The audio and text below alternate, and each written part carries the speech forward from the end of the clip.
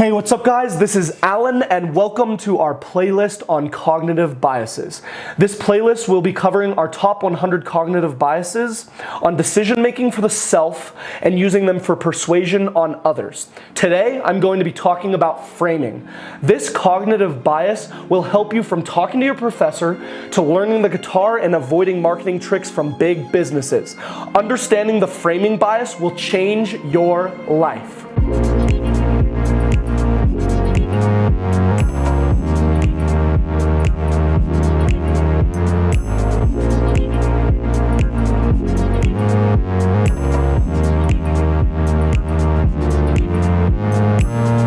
Alright guys, so to explain what framing is, I'm just going to read the definition right off Wikipedia to start, and then I'll give some examples. So, the framing effect is a cognitive bias where people decide on options based on whether or not the options are presented in a positive or negative way. And I like to think of that like how you say things affects how people understand them. So you can say the same thing in a different way, and wording it differently actually affects people's reaction to the same information. So I kind of like to think of this like a photograph. And if you take a photo and put a frame, like literally a picture frame around it in different areas, it changes the photo. So even though it's the same photograph every time, how you frame it affects the photo. And that's the same with framing words or framing any other kind of thing that can be framed in marketing. So that's the first definition, and now I'll jump into some examples. Alright guys, so whenever I bring up the framing bias, I like to use 3 examples for marketing, and then we'll also later get into some practical examples that I actually use in my day-to-day life to make better decisions for myself, and then also how I use this bias to persuade other people. So the first one is 2% fat, and this is from marketing, 2% fat versus 98% fat-free. So that's the same information framed in 2 different ways. And research and studies done on consumers have found that when you frame it in the way of 98% fat-free, people are more likely to buy it than if you put it as 2% fat. The other example is $3.99 versus $4. A lot of the time you'll see that whenever you're buying something, and the reason for that is that framing it in the way with $3.99 instead of $4, it makes you way more likely to purchase something when you see the 3 than when you see the 4. So that's another example of where it's the same information, just perceived a little differently. And then the last example is cigarettes. So obviously back in the early 20th century, we thought cigarettes were really cool, really popular, and all of the positive framed connotations with cigarettes. But then later in the 20th century and in the early 21st century, we started reframing or rebranding cigarettes and saying that they're actually really bad, they cause lung cancer, etc. So those are 3 really easy to understand examples from marketing. And now we'll get into some practical examples that I use in my day-to-day life.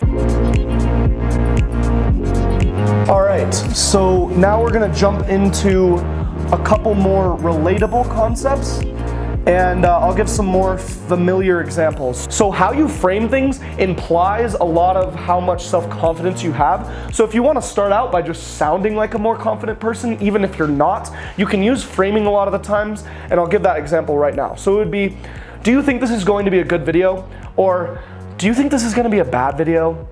You can hear in my intonation of speaking and just the words that I selected that you're way more likely to assume that it might be good if you frame it in a way that you expect it to be good.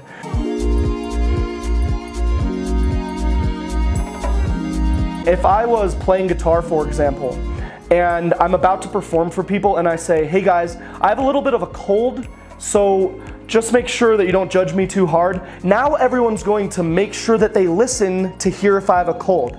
Now that doesn't mean people wouldn't have noticed if I hadn't said anything, but it does mean that they're gonna be paying particular attention to it now that I brought it into their conscious mind. So that's one thing. Whenever you're about to do something, don't be like, oh, I'm not really good at this, or I don't think this is really good, because then it comes off as unconfident, and then if you perform it and it's still good, it just seems kind of weird. So framing is really important, like I was saying, for confidence. And here's another thing with framing. Do you think it is creepy if I go talk to my professor versus do you think it would be funny if I went and said hi to my professor? Both bring wildly different intentions to mind. When you think of someone saying, do you think it'll be creepy if I go talk to my professor? It makes it sound like they have some weird ulterior motive. Now, the other one, do you think it would be funny if I go say hi to my professor? You're pretty much going to go do the same thing. You're going to go say hi to your professor. But how you framed it affects how people perceive it. And I wrote this down exactly, and I really liked how I worded this. So it says, because words imply intentions and how you frame things can change how people perceive information, even if you have pure intentions, if you frame things negatively, people can perceive it as negative. So that's why framing is so important. We judge ourselves by our intentions and others by our behaviors, and then we project and expect others to do the same on us. We think others are judging us by our intentions, but they're not, because those are only in your head. So you might say something like, do you think it would be creepy if I went and said hi to my professor? With good intentions, like you're just feeling a little insecure and you want to go say hi to your professor, but whoever you're speaking to might think that you have like some weird ulterior motive, and that's why you think it's creepy. So that's why framing is really important, and we are all constantly saying things that we mean innocuously that are misunderstood due to framing. I'll say that again. We all constantly say things that we mean to be innocuous, but that are misunderstood because of framing. So always keep that in mind, that it does matter how you say things, and it doesn't matter if your intentions are good. If you frame things in a weird or non-charismatic way, it will always have a worse effect than if you had said them in a better way. All right, guys, so the last thing I want to bring up is why. Why does how you present information wildly affect the different ways that people perceive what you are saying? Why does it matter that if you have good intentions, that saying something else can make it sound like you might not? Well, the reason for that is known as the RAS, also known as the Reticular Activation System or selective focus. This is a part of our brain that is always turning on and off things that we're paying attention to. So I'll just give you this really simple example. If I say to you right now, look up from your screen and notice everything around you that is yellow, you'll now notice everything around you that's yellow.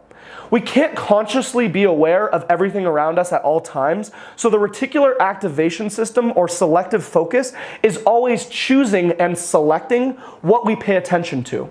So when I say, hey, notice everything around you that's yellow, you've always been aware of everything around you that's yellow, but once I bring it to conscious awareness, now you really notice it. So this is why when we buy a new car like a Honda Civic, you start seeing Honda Civics everywhere. Or when you get a tattoo, you start notice everyone else also has tattoos.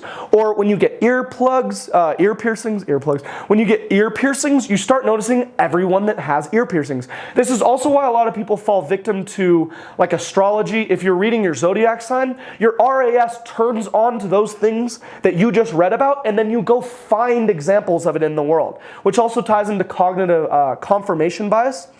But the main thing that this ties into framing is that how you frame things affects what parts of the RAS are activated. So if you say something like, do you think it's creepy? That might trigger my insular cortex, which is disgust, and it might make me feel a visceral reaction like, ooh. I feel like if you're saying that it might be creepy, then you have a reason to say that, and it's probably because you are being creepy, even if that person's intentions are good.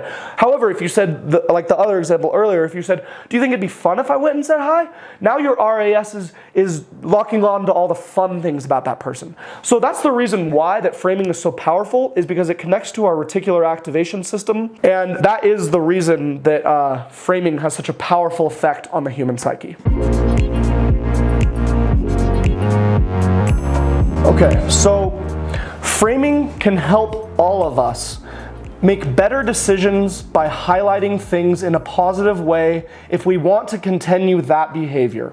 By contrast, it can also help us avoid bad choices by realizing something bad can be reframed and made to sound good. So what does that mean?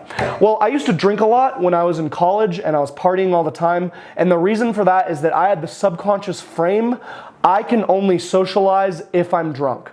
So because I had that subconsciously, it took me realizing what framing was to reframe that in a way that I was able to change the behavior.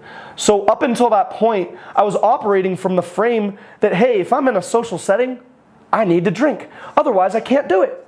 And I just subconsciously accepted that frame.